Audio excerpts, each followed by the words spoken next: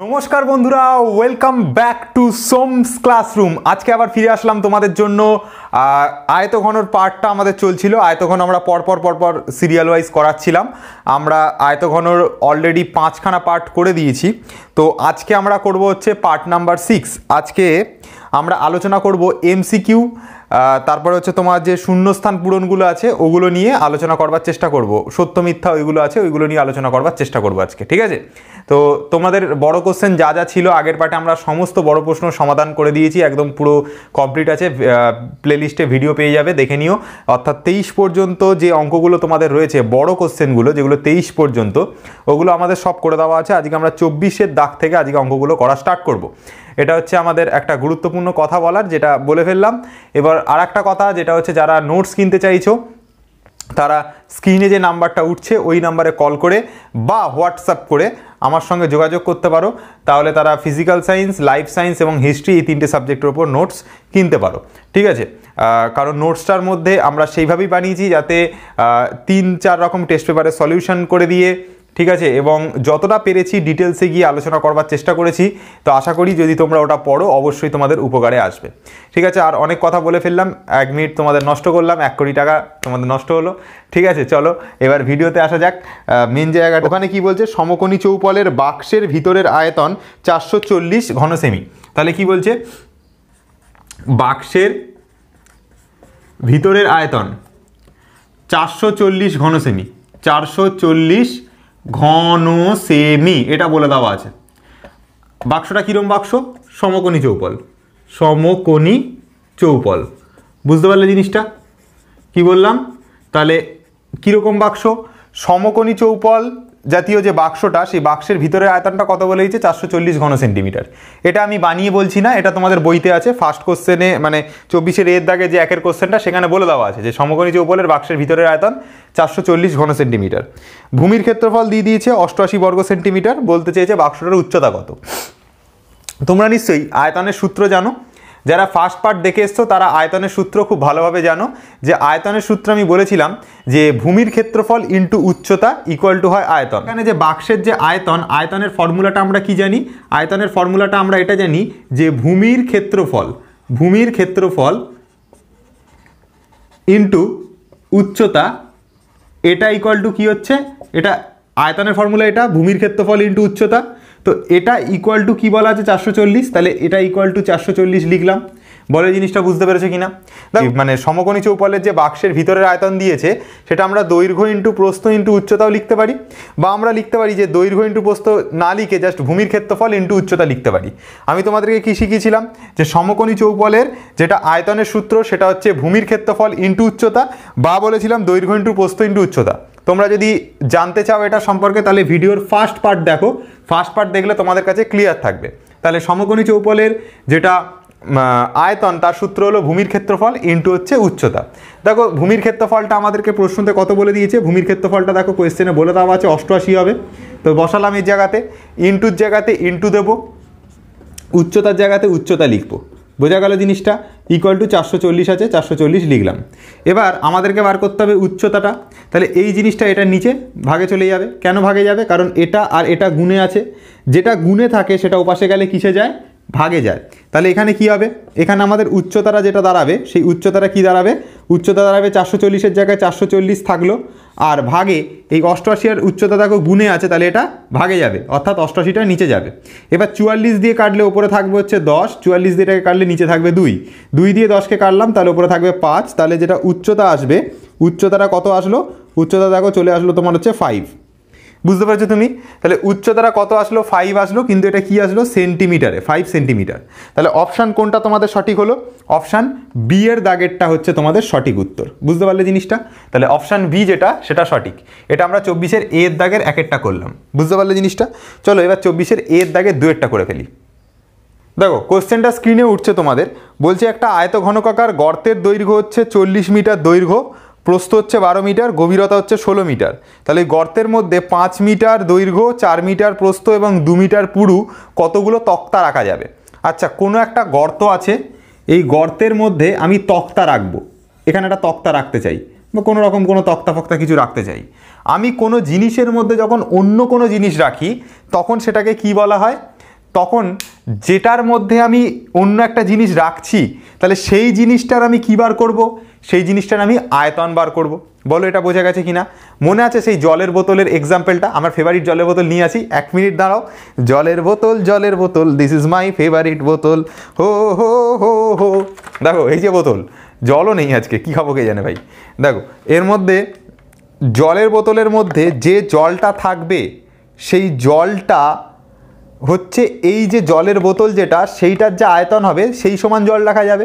মানে কোনো একটা বস্তুর মধ্যে যখন আমরা অন্য আর একটা বস্তুকে রাখছি তাহলে যে বস্তুটার মধ্যে রাখছি তার আয়তনটা সমান হবে ওইটার আয়তনের সাথে।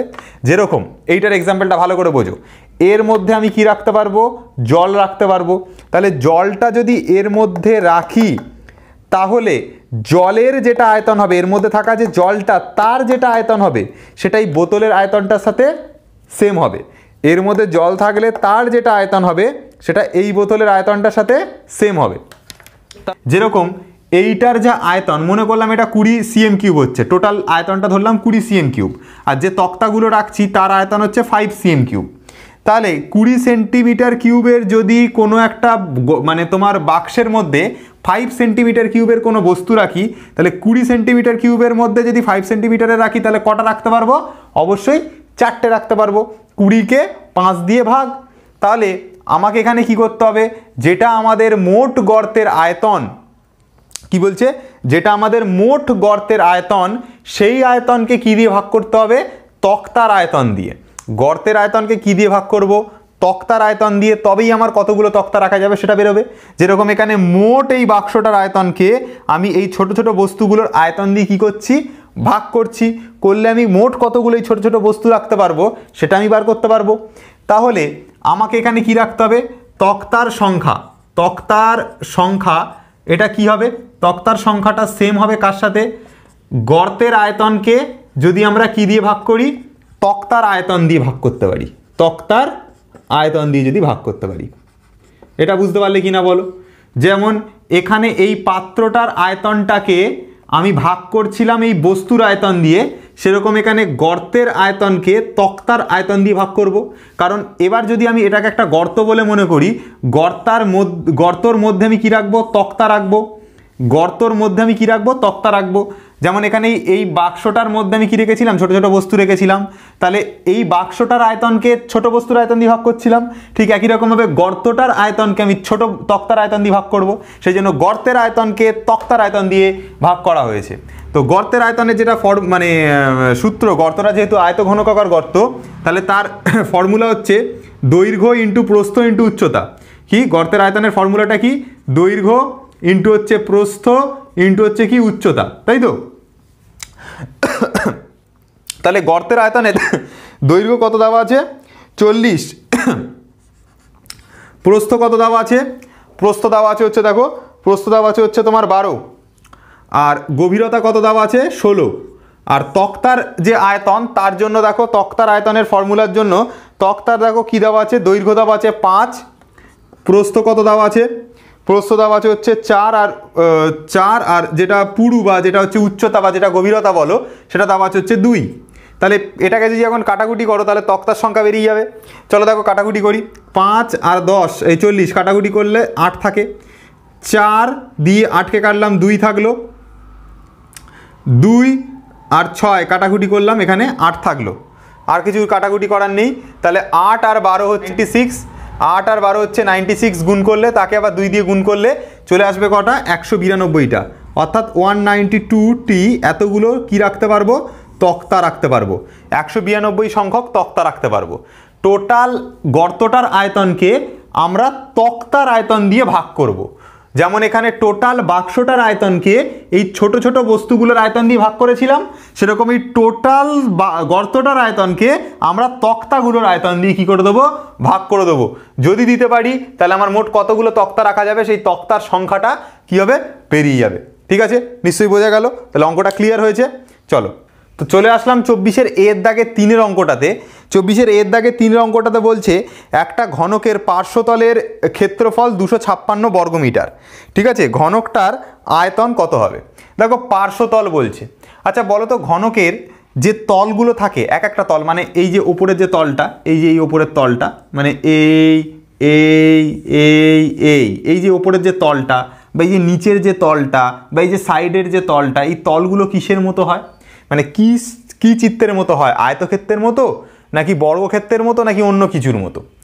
তো তোমাদেরকে আমি ফার্স্ট পার্ট থেকে বলে আসছি যে ঘনক যদি হয় তাহলে তার প্রত্যেকটা তল, ওপরের তল, নিচের তল, এই সাইডের তল, এই সাইডের তল, ওই সাইডের তল, সামনের দিকের তল, প্রত্যেকটা তলই হবে বর্গক্ষেত্রের মতো।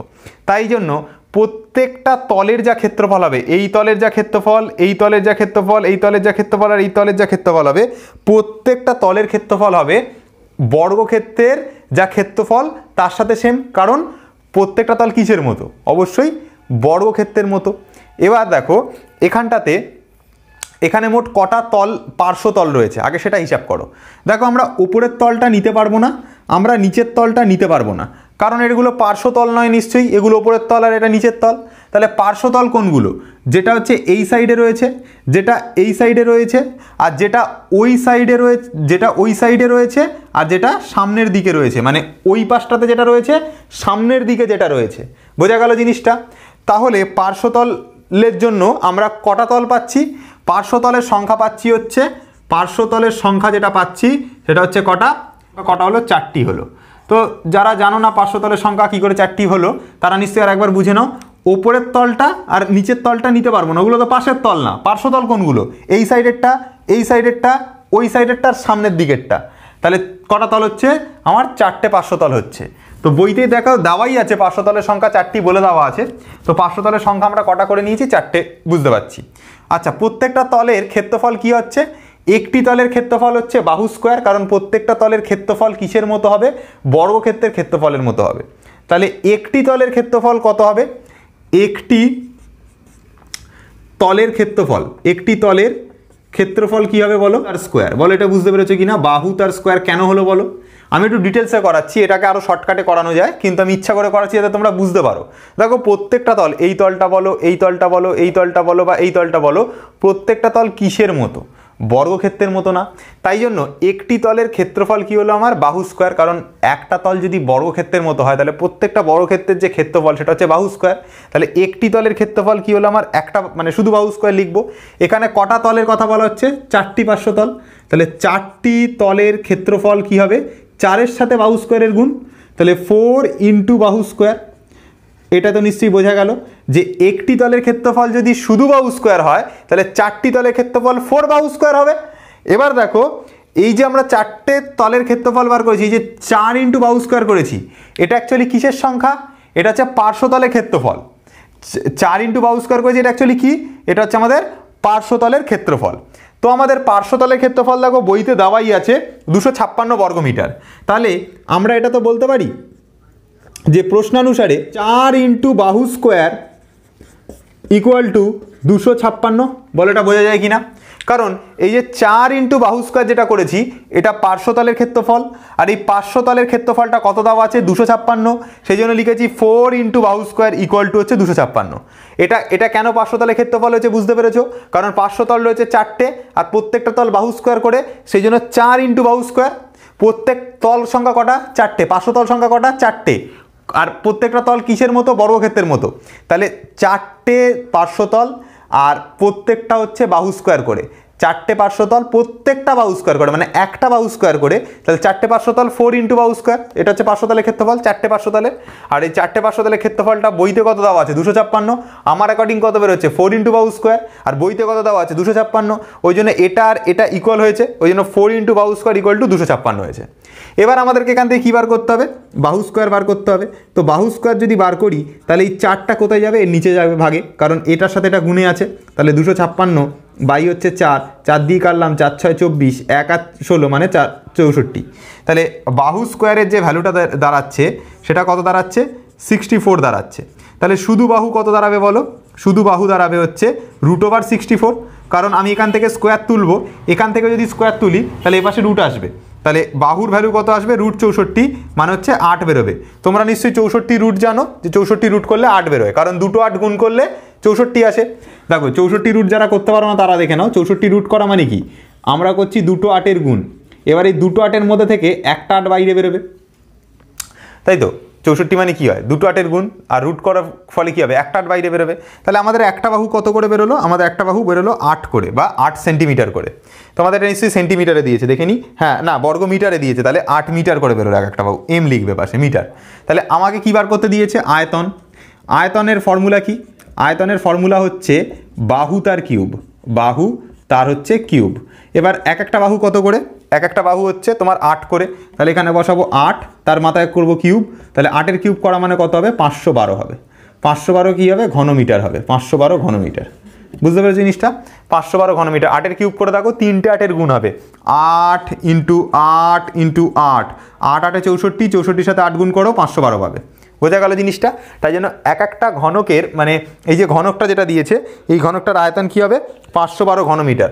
অর্থাৎ আমাদের কোন অপশানটা সঠিক হবে, আমাদের যে অপশানটা সঠিক হবে সেটা হচ্ছে ডি এর দাগেরটা, ডি ফর ডগ, ঠিক আছে, ডি এর দাগেরটা সঠিক হবে।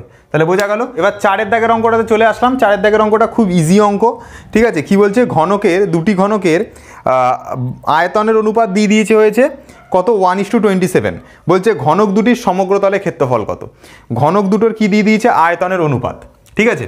তাহলে একটা জিনিস বোঝো, আমরা যদি আয়তনের অনুপাত যদি করি তাহলে এখানে কি লিখবো, প্রথম ঘনকের আয়তন, প্রথম ঘনক ভাগ করছি কত দিয়ে, দ্বিতীয় ঘনকের আয়তন দিয়ে, দ্বিতীয় ঘনকের আয়তন, তাই তো।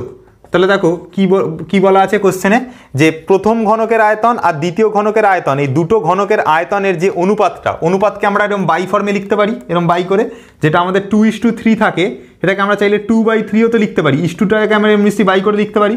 সেই জন্য আমরা কি লিখেছি, প্রথম ঘনকের আয়তন বাই দিয়ে দ্বিতীয় ঘনকের আয়তন। তো এই প্রথম ঘনকের আয়তন আর দ্বিতীয় ঘনকের আয়তন অনুপাত কত বলে দিয়েছে, 1 বাই হচ্ছে কত বলে দিয়েছে, 27 বলে দিয়েছে, ঠিক আছে। 1:27 ছিল, তো ওটাকে আমরা বাই করে লিখলে 1/27 লিখতে পারি।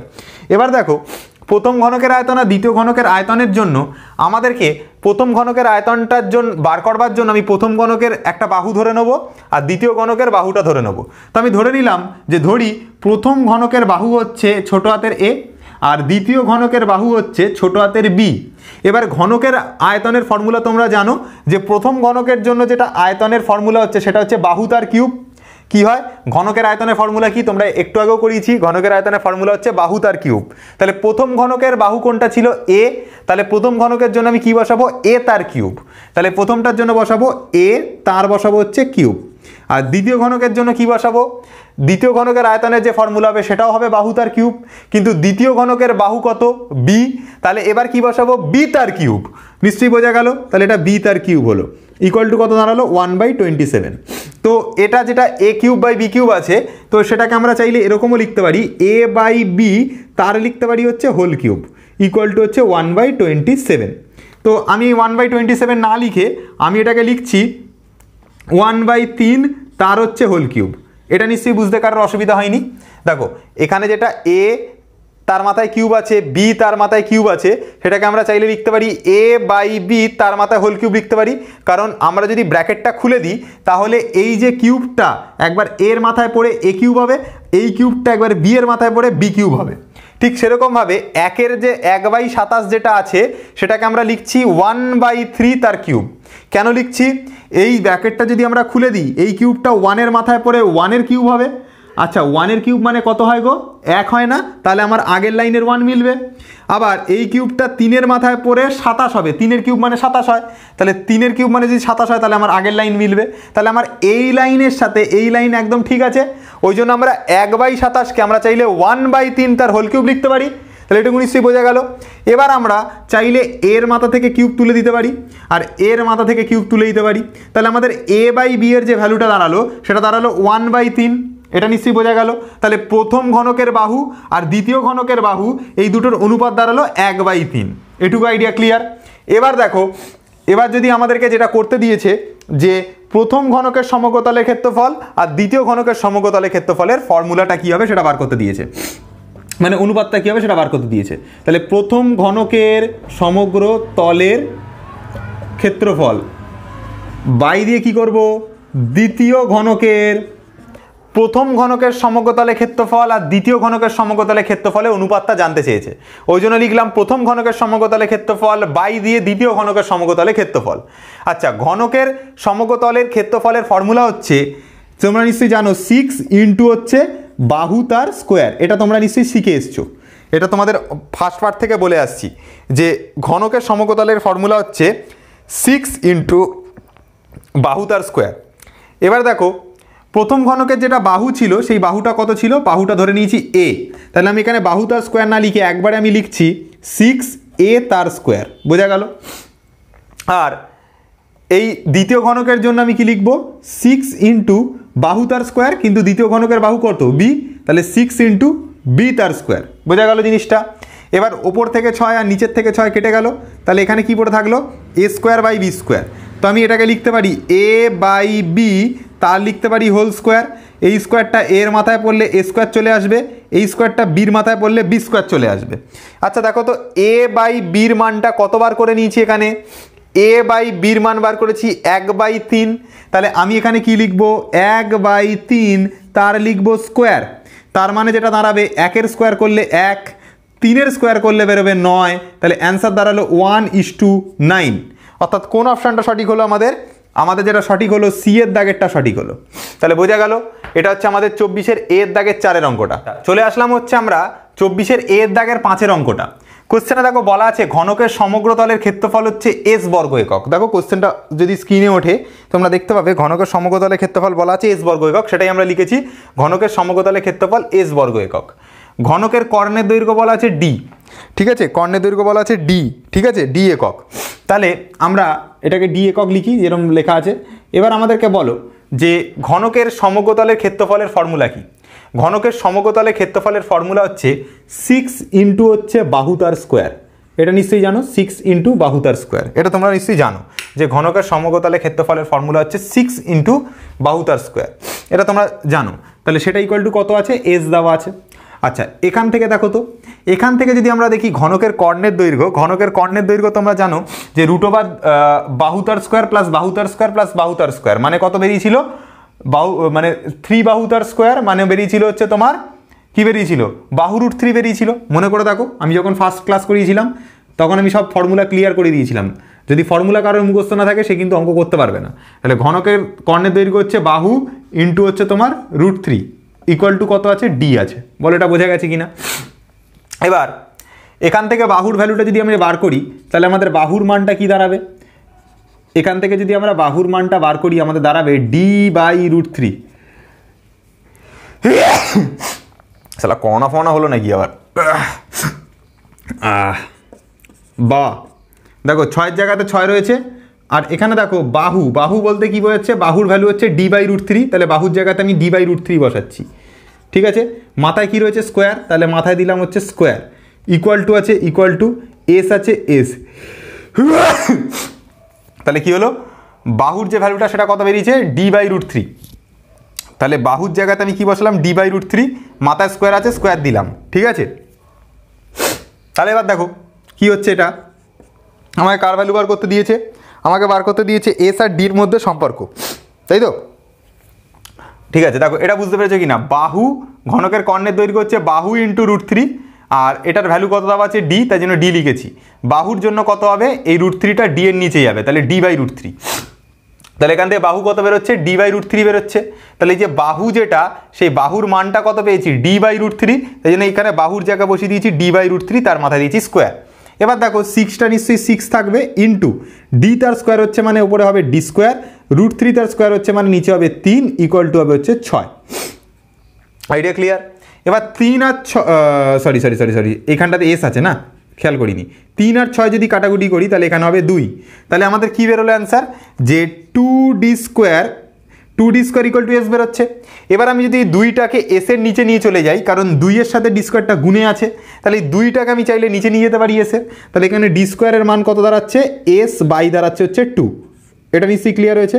তাহলে ডি স্কোয়ারের ভ্যালু কত দাঁড়ালো, এস বাই হচ্ছে 2, কারণ 2 আর ডি স্কোয়ার গুণে আছে, তাহলে যেটা গুণে থাকে সেটা ওপাশে গেলে ভাগে যায়।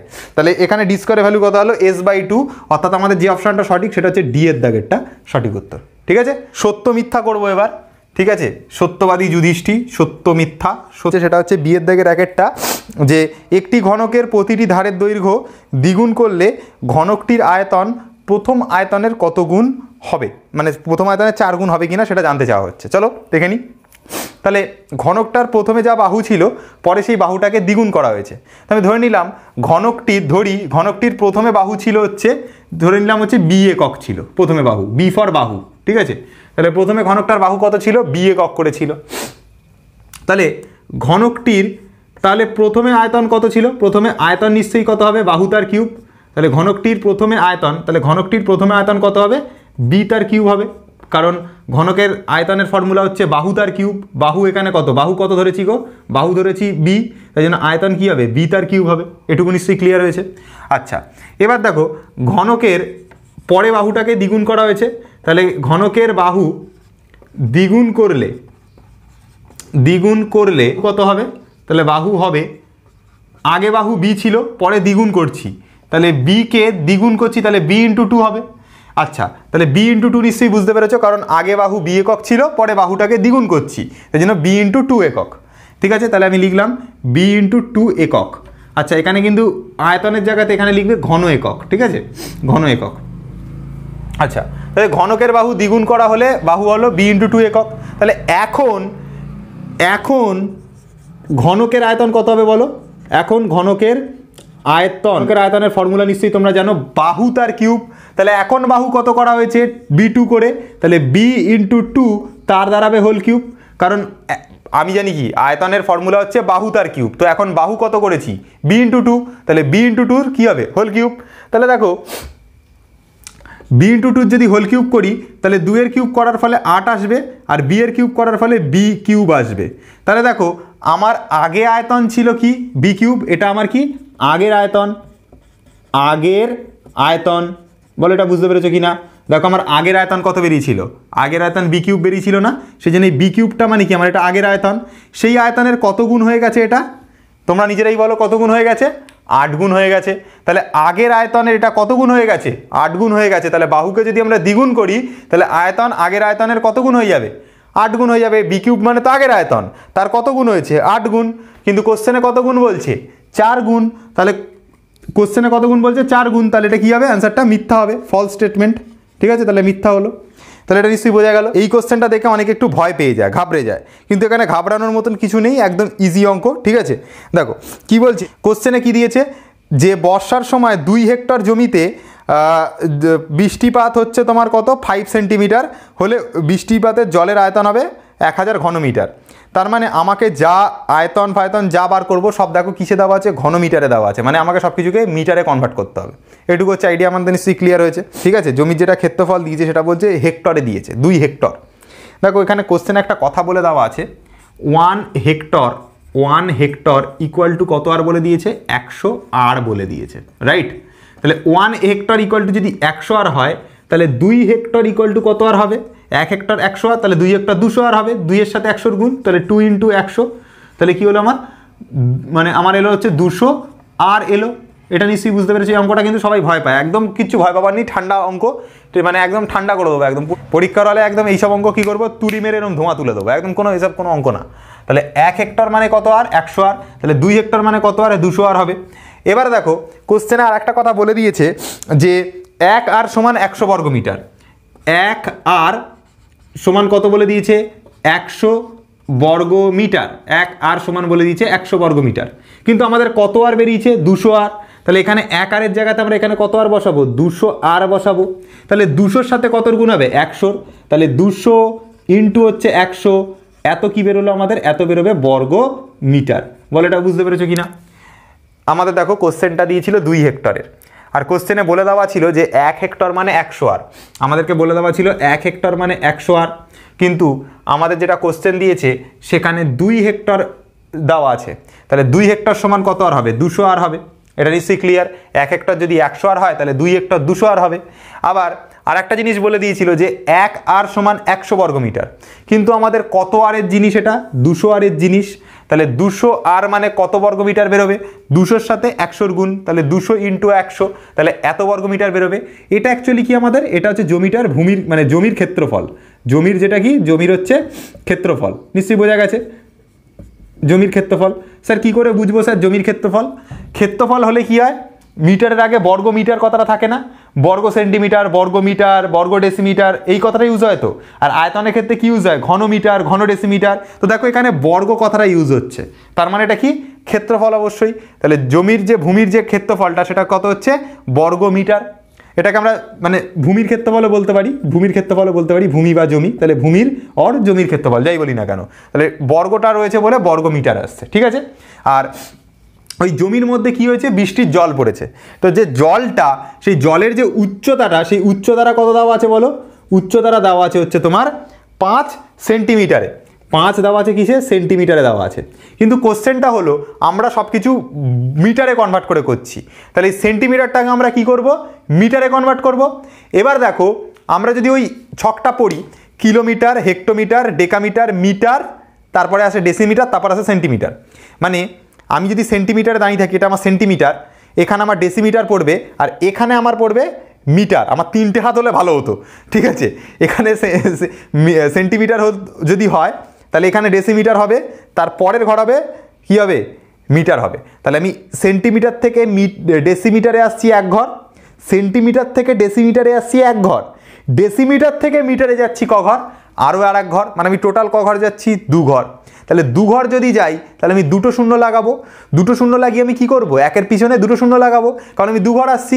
সেন্টিমিটার থেকে ডেসিমিটারের জন্য 1 ঘর, ডেসিমিটার থেকে মিটারের জন্য 1 ঘর, আমি টোটাল ক ঘর আসছি, 2 ঘর আসছি। তাহলে 2 ঘরের জন্য কটা শূন্য লাগাবো, 2টো শূন্য লাগাবো, কার পেছনে, একের পিছনে, ঠিক আছে। তাহলে একের পিছনে 2টো শূন্য লাগিয়ে আমি সেটাকে কি করব, গুণ না ভাগ, অবশ্যই হচ্ছে দেখো সেন্টিমিটার এখানে ছিল, ডেসিমিটার এখানে, মিটার এখানে, মানে আমি সেন্টিমিটার থেকে মিটারের দিকে আসছি, আমি উল্টো পথে আসছি।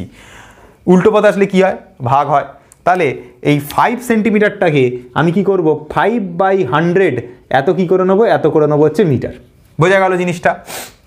এবার এখানে যে বৃষ্টির জলের আয়তন চেয়েছে, তাহলে বৃষ্টির জলের আয়তন নিশ্চয়ই ইজি হয়ে গেল। এবার বৃষ্টির জলের আয়তন, বৃষ্টির জলের আয়তন, আয়তনের ফর্মুলা কি হয় বলো, বৃষ্টির জলের আয়তনের ফর্মুলা হচ্ছে ভূমির ক্ষেত্রফল। আয়তনের ফর্মুলা তোমরা নিশ্চয়ই জানো যে ভূমির ক্ষেত্রফল ইন্টু কি হয়, উচ্চতা হয়। এটা তোমরা শিখে এসছো, আমাদের ফার্স্ট পার্টের ভিডিও দেখবে যারা জানো না।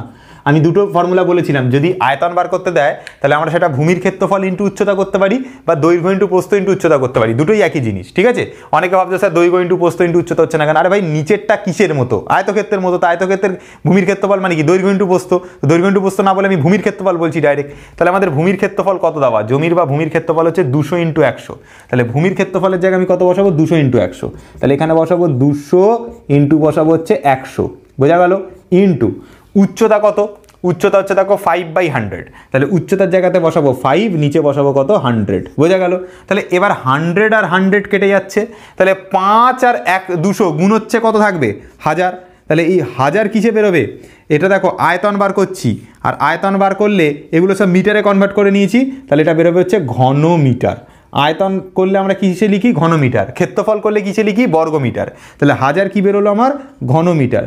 এবার দেখি বইতে কি এটাই অ্যান্সার বলেছিল, বৃষ্টির জলের আয়তন আমাদের কত বেরিয়েছে, 1000 ঘন মিটার। বইতে কত বলছিল, 1000 ঘন মিটার। ও ইয়েস, মিলে গেছে বইয়ের সাথে, ইয়েস ইয়েস ইয়েস ইয়েস। তাহলে 1000 ঘন মিটার হচ্ছে আমাদের আয়তন হবে। এই জন্য আমাদের যে এই যে জিনিসটা বেরিয়েছে সেটা আমাদের কি বেরোবে, সত্য বেরোবে, বোঝা গেল। তো চলে আসলাম আমরা 24-এর সিয়ের দাগের 1-এর অঙ্কটাতে। বলছে সমকোণী চৌপলের কর্ণের সংখ্যা ড্যাশটি। এটা একটা বাচ্চা ছেলেও জানে, 4টি হবে অ্যান্সার। কী করে 4টি হবে সেটা আমি এখন দেখাবো। দেখো আমি ফার্স্ট পার্টে যখন তোমাদেরকে ভিডিও, মানে যখন একদম ফার্স্ট পার্টটা ছিল, যেটা কনসেপচুয়ালের পার্ট ছিল, মানে একদম কনসেপচুয়াল ভিডিও, সেখানে আমি বলে দিয়েছিলাম, আমি অঙ্কগুলো জাস্ট তোমাদেরকে একটা অঙ্ক করাইনি ওখানে, আমি শুধু খালি তোমাদেরকে কনসেপ্টটা বুঝিয়েছিলাম টোটাল আয়তঘনর। তো সেখানে আমি বলে দিয়েছিলাম যে 4টে কর্ণ হয় আয়তঘনর ক্ষেত্রে। তো দেখে নিই কোন কোন 4টে কর্ণ হয়। দেখো একটা কর্ণ হবে এ থেকে এইচ পর্যন্ত, এইটা একটা কর্ণ হবে, বুঝতে পেরেছো। একটা কর্ণ হবে কি, একটা কর্ণ হবে হচ্ছে বি থেকে ই পর্যন্ত, বিই হলো। একটা কর্ণ হবে ই থেকে কি পর্যন্ত, সি পর্যন্ত, আর একটা কর্ণ হবে জি থেকে ডি পর্যন্ত, মোট 4টে কর্ণ হবে। বোঝা গেল জিনিসটা? ছবি থেকে এর মধ্যে বুঝতে পারবে না। ঘরের 4টে কোণের দিকে তাকাও, ঘরের একদম নিচের এই কোণটা থেকে ঘরের ওই কোণটা যোগ করো, আবার ঘরের ওই কোণটা থেকে নিচের ওই সাইডের কোণটা যোগ করো, দুটো কর্ণ পেলে। আবার ওই কোণার থেকে এই সাইডের কোণা যোগ করো, আবার এই সাইডের কোণা থেকে এই সাইডের কোণা যোগ করো, টোটাল পাবে হচ্ছে 4টে কর্ণ পাবে মোট। দেখো ঘরের 4টে কোণা, দেখো 4টে কর্ণ পাবে তুমি, ঠিক আছে? দেখো ঘরটাকে যদি ভালো করে দেখো তুমি ঘরের 4টে কর্ণ পাবে। এখানে হয়তো বোঝানোটা সম্ভব নয়। দেখো এই কোণ থেকে এই কোণ একটা কর্ণ হলো, ঠিক আছে? আবার যদি আমরা বলি ডি থেকে জি পর্যন্ত একটা কর্ণ হলো, ডি থেকে জি পর্যন্ত একটা কর্ণ হলো, বি থেকে ই পর্যন্ত একটা কর্ণ হলো, আবার সি থেকে এফ পর্যন্ত একটা কর্ণ হলো, মোট 4টে কর্ণ। তাহলে সমকোণী চৌপল বা ঘনক যাই দিক না কেন, তার যদি কর্ণের সংখ্যা বলে তাহলে সেটার অ্যান্সার হবে 4টি, ঠিক আছে? তাহলে ফার্স্ট কোশ্চেনটা অ্যান্সার হয়ে গেল, সি এর দাগের র্যাকেটটা সেটা হচ্ছে 4টি হবে কর্ণ। ঠিক আছে, দিয়েছে বলছে ঘনকের একটি তলের কর্ণের দৈর্ঘ্য কি হবে। তো একটা তল দেখো, ঘনক যদি বলে তাহলে ঘনকের ক্ষেত্রে প্রত্যেকটা তল কিসের মতো করে হয়? ঘনকের ক্ষেত্রে প্রত্যেকটা তল হয় তোমার কিসের মতো? অবশ্যই হচ্ছে তোমার বর্গক্ষেত্রের মতো। তাহলে বর্গক্ষেত্রের ক্ষেত্রে নিশ্চয়ই জানো যে প্রত্যেকটা বাহু কি হয়? সেম হয়। তাহলে এইটা যদি আমার কর্ণ বার করতে চাই, মনে করো এটা এ, এটা বার করলাম বি, এটা হলো সি, এটা হলো ডি, আমি কর্ণ বার করতে চাইছি বিডি কর্ণ, এই বিডি কর্ণটা বার করতে চাইছি। তাহলে ঘনকের প্রত্যেকটা তল, অর্থাৎ যদি ঘনকের শুধু ওপরের তলটা খুলে এখানে বাইরে বার করে নিই, তাহলে ওপরের তলটা নিশ্চয়ই এরকম হবে। আর এটা কিসের মতো? অবশ্যই হচ্ছে বর্গক্ষেত্রের মতো। একটু ঠিক করে আঁকি, এটা মোটামুটি বর্গক্ষেত্রের মতো যেন আসে। হাত দিয়ে তো আঁকছি, বুঝতে পারবো না। এটা প্রত্যেকটা তল কিসের মতো? এই ওপরের তলটা খুলে বাইরে লিখেছি, তাহলে এটা কিসের মতো হবে? অবশ্যই বর্গক্ষেত্রের মতো। তাহলে এটা এ নাম দিলাম, এটা বি নাম দিলাম, এটা সি নাম দিলাম, এটা ডি নাম দিলাম। বর্গক্ষেত্রের ক্ষেত্রে তোমরা নিশ্চয়ই জানো যে প্রত্যেকটা বাহুর মাপ সেম হয়। তা আমি ধরে নিলাম এই বাহুটার মাপ হচ্ছে বি, এই বাহুটার মাপ হচ্ছে বি, তাহলে এটার মাপও বি হবে, এটার মাপও বি হবে, বি ফর বাহু। তাহলে কর্ণ বার করবার প্রসেস কী হবে? মনে করো আমি বিডি কর্ণ বার করতে চাইছি। কি করে বার করব? লম্ব স্কোয়ার প্লাস ভূমি স্কোয়ার ইকুয়াল টু হবে অতিভুজ স্কোয়ার। মানে বিডি তার যদি স্কোয়ার করি তাহলে আমি লম্ব তার স্কোয়ার পাবো, অর্থাৎ বিসি তার স্কোয়ার প্লাস হচ্ছে সিডি তার স্কোয়ার, সিডি তার স্কোয়ার। তাহলে বিডি তার স্কোয়ার ইকুয়াল টু কত হবে? বিসি, বিসি বলতে কত? বি থেকে সি অর্থাৎ বি, তাহলে ছোটো হাতের বি তার স্কোয়ার প্লাস সিডি, সিডি বলতে কত? সি থেকে ডি অর্থাৎ ছোটো হাতের বি তার স্কোয়ার। তাহলে আমরা এখানে কি পাচ্ছি? বিডি তার স্কোয়ার ইকুয়াল টু যেটা পাবো বি স্কোয়ার আর বি স্কোয়ার যোগ করলে 2b স্কোয়ার, ঠিক আছে? তাহলে শুধু বিডি কত হবে? শুধু বিডি যেটা হবে সেটা হচ্ছে √2b স্কোয়ার। তার মানে বি স্কোয়ারের রুট করা মানে বাইরে বি বেরোবে, আর 2-এর রুট তো হবে না, তাহলে ইন্টু √2 থাকবে। আচ্ছা এই বিটা কী জিনিস? বিটা হচ্ছে বাহু, আমি প্রত্যেকটা বাহুকে বি ধরে নিয়েছি। বিটা হচ্ছে কি? বাহু। এই বাহুটা কত? বি। তাহলে দেখো কোশ্চেনে আমাদেরকে যেটা দিয়েছে বিডিটা আমাদের কর্ণ, এই যে বিডি থেকে কর্ণ, তাহলে আমাদের বিডির জায়গাতে কি বসাবো? বিডির জায়গা বসাবো হচ্ছে কর্ণ রয়েছে, ইকুয়াল টু জায়গাতে ইকুয়াল টু। দেখো বি মানে কি? বাহু, বাহুটাকে আমি পরে লিখছি, তাহলে শূন্যস্থানে কে বসছে? √2, তাহলে ইন্টু বাহু এই জায়গাটা থাকছে। দেখো আমি কি করলাম? এই বাহুর পার্টটাকে পরে লিখছি এই যে এইখানে, তাহলে বাহুর সাথে এক্সট্রাকে গুণে আছে √2, তাহলে এই শূন্যস্থানে কি বসবে? √2, কারণ আমি তো এখানে দেখতে পাচ্ছি বাহু ইন্টু √2 থাকছে। আমাদের কোশ্চেনে বাহুটা দেওয়া আছে, তাহলে বাহুর সাথে গুণটা কার হচ্ছে? √2 হচ্ছে, তাহলে অবশ্যই কি হচ্ছে? বাহু ইন্টু √2। আমাদের কোশ্চেনে বাহুটাকে ধার দিয়ে বলছে। আরে বাহু যেটা ধার সেটা আমি ফার্স্ট পার্টে বলে দিয়েছি, দেখবে ভালো করে ফার্স্ট পার্ট, তারপরে এই অঙ্ক করো। আগে ফার্স্ট পার্ট থেকে দেখে দেখে পরপর আসো, তারপরে এই পার্টের অঙ্ক করো, তাহলে বুঝতে পারবে। বাহু যেটা ধার সেটা একই জিনিস দুটো। তাহলে দেখবে যে বইতে লেখা আছে কর্ণ ইকুয়াল টু দিয়ে শূন্যস্থান পূরণ, এখানে ধারের দৈর্ঘ্য দেওয়া আছে। তাহলে আমাদের এখানে ধারের দৈর্ঘ্যের সাথে কত গুণ হচ্ছে? √2, তাহলে ধারের দৈর্ঘ্যের সাথে কত গুণ হবে? এখানে শূন্যস্থানে কত বসবে? √2 বসবে। এটা সি এর দাগের 2-এরটা। আমি তো এখানে এই অঙ্কগুলো পর্যন্ত তোমাদেরকে বুঝিয়ে ধরে ধরে করাচ্ছি, কিন্তু কোথাও যদি তোমরা দেখো এই অঙ্কগুলো যে শূন্যস্থান পূরণ এমনি মুখে মুখে বলে দিয়ে বেরিয়ে যাবে, কখনোই করাবে না। আমি প্রত্যেকটা জিনিসের কনসেপ্টে ঢুকে করাচ্ছি যাতে তোমাদের আরও আইডিয়া ক্লিয়ার আসে। ঠিক আছে, চলো নেক্সট অঙ্কটা দেখে নিই। নেক্সট অঙ্কতে বলছে সমকোণী চৌপলের যদি দৈর্ঘ্য প্রস্থ আর উচ্চতা যদি সেম হয় তাহলে সেইটা কি হবে? এটা তোমরা জানো যে দৈর্ঘ্য প্রস্থ উচ্চতা যদি সেম হয় সমকোণী চৌপলের ক্ষেত্রে, তাহলে সেটাকে আমরা কি বলে থাকি? সেটাকে আমরা বলে থাকি হচ্ছে অবশ্যই ঘনক।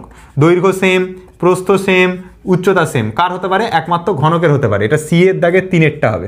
ঠিক আছে, কি হবে? দৈর্ঘ্য প্রস্থ উচ্চতা যদি সেম হয় তাহলে এটাকে আমরা কি বলি? ঘনক বাবুজি বলি। ঠিক আছে, তাহলে ঘনক হবে অ্যান্সারটা। ঠিক আছে, যে সমকোণী চৌপলের দৈর্ঘ্য প্রস্থ উচ্চতা সেম হলে সেই ঘনবস্তুটার নাম ঘনক হয়, কারণ তোমরা জানো যে ঘনকের ক্ষেত্রে প্রত্যেকটা বাহুর মাপ সেম আসে, দৈর্ঘ্য প্রস্থ উচ্চতা বলে ওখানে কিছু থাকে না। আমি ফার্স্ট পার্টে বলেছি যে ওখানে হচ্ছে তোমার ওটা হচ্ছে ঘনক হয়। আমি যেন বারবার বলছি আমাদের ফার্স্ট পার্ট দেখো সব ক্লিয়ার হয়ে যাবে, এগুলো তোমরা অলরেডি করে এসছো ফার্স্ট পার্ট থেকে, পরপর দেখবে first part second part third part পরপর দেখবে, দেখে দেখে এই পার্টে আসো, তাহলে তোমরা ক্লিয়ারলি বুঝতে পারবে। তো যাকে আজকে এতদূর অবধি কমপ্লিট হলো, 24-এর দাগটা পুরো করলাম ABC।